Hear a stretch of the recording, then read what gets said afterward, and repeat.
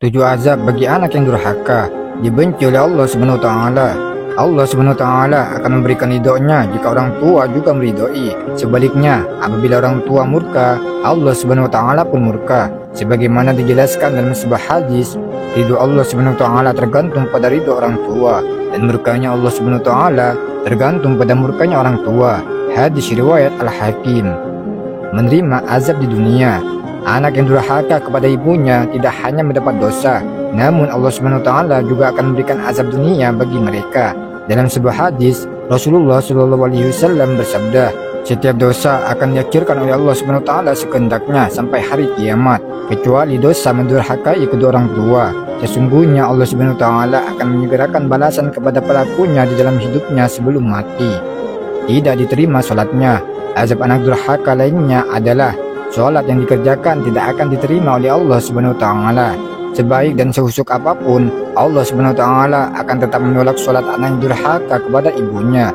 Dalam sebuah hadis, Rasulullah Shallallahu alaihi wasallam berkata, Allah Subhanahu wa taala tidak akan menerima sholat orang yang dibenci kedua orang tuanya yang tidak aniaya terhadapnya. Hadis riwayat Abu Hasan bin Makruf. Dosa-dosanya tidak diampuni.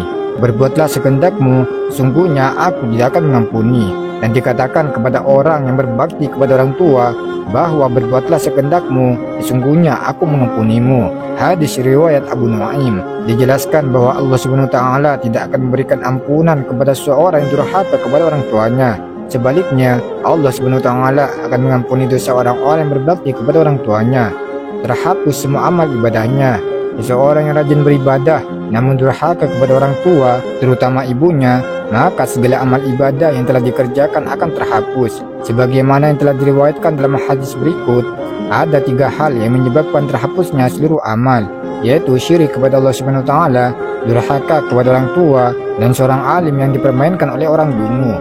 Hadis riwayat Tabrani. Diharamkan mencium wanginya surga. Allah Subhanahu wa taala mengharamkan seorang yang durhaka kepada orang tuanya untuk mencium wanginya surga. Padahal wangi surga dapat tercium dari jarak perjalanan 1000 tahun. Sesungguhnya aroma surga itu tercium dari jarak perjalanan 1000 tahun. Dan demi Allah Subhanahu wa taala tidak akan mendapatinya barang siapa yang durhaka kepada orang tuanya. Hadis riwayat Tabrani. Tidak akan masuk surga. Seseorang yang durhaka kepada orang tuanya akan diazab oleh Allah Subhanahu wa taala dan tidak akan masuk surga.